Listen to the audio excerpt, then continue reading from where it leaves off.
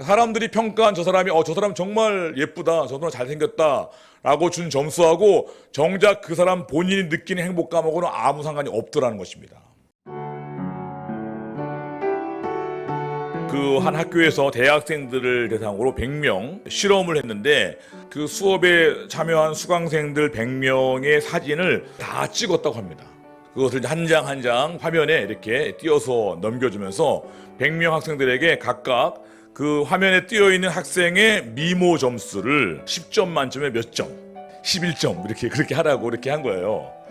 쭉 100명이 지나갔습니다. 그리고 또 한 가지 물어봤는데 그 사진 속의 주인공들에게 당신들의 현재 행복감, 행복지수 마찬가지로 10점 만점에 몇 점 이렇게 적게 했다고 합니다. 다 끝나고 나서 이제 평가 점수와 본인의 행복 점수를 비교해 봤는데 통계 처리를 해보니까 통계적으로 여러분들 관련성이 있었을까요? 없었을까요? 관련성이 없었습니다. 사람들이 평가한 저 사람이 저 사람 정말 예쁘다, 저 사람 잘생겼다 라고 준 점수하고 정작 그 사람 본인이 느끼는 행복감하고는 아무 상관이 없더라는 것입니다. 이상하다 생각했는데 근데 그날 사실은 숨겨진 점수가 있었는데 사진 속의 주인공들에게 본인의 외모 점수를 평가하도록 했다고 합니다. 이 사진 속의 주인에게 두 가지를 요구한 거. 하나는 본인의 외모 점수, 그 다음에 본인의 행복한 점수. 그렇죠? 보니까 그러니까 학생들이 클래스에 있는 다른 학생들이 평가한 점수와는 그 사람의 행복감이 아무 상관이 없었는데 그 사진 속의 주인공이 자기에 대해서 자기의 미모에 대해서 평가한 점수는 관련이 있다는 거예요.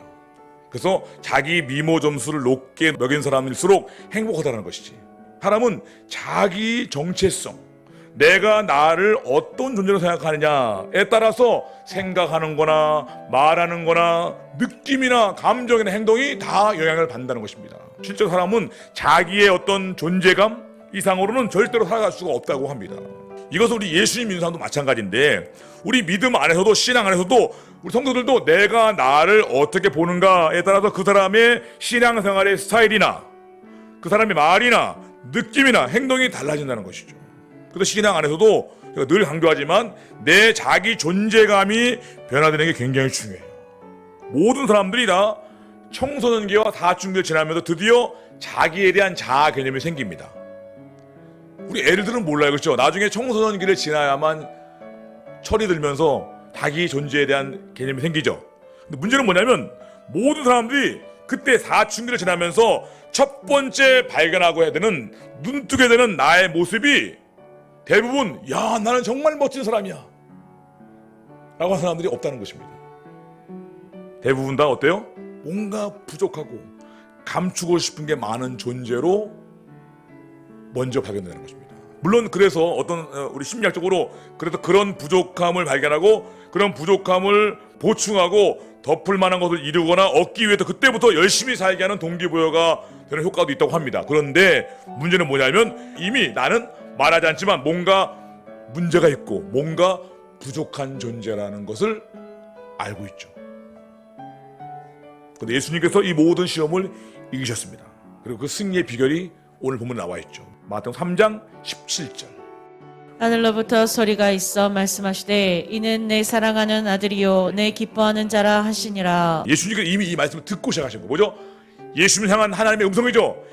예수님은 내 사랑하는 아들이요 내 기뻐하는 자라. 이 음성이 하늘로부터 들렸고 그 음성이 예수님의 마음을 충만하게 채우고 있는 것이죠.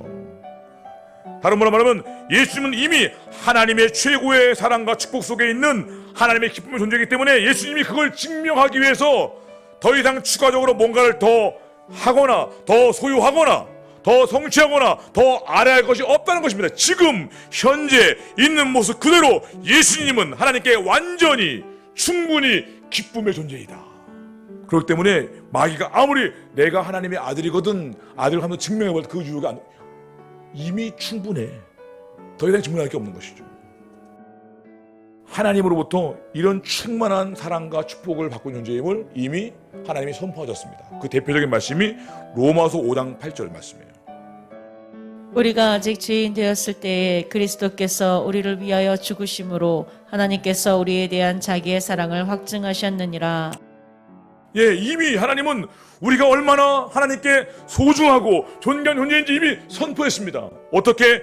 자기 아들 예수 그리스도까지 십자가에 내어주심으로 얼마나 우리가 소중한지 자기 아들을 내어주셨다고요. 십자가가 그 분명한 선포의 메시지라는 거예요.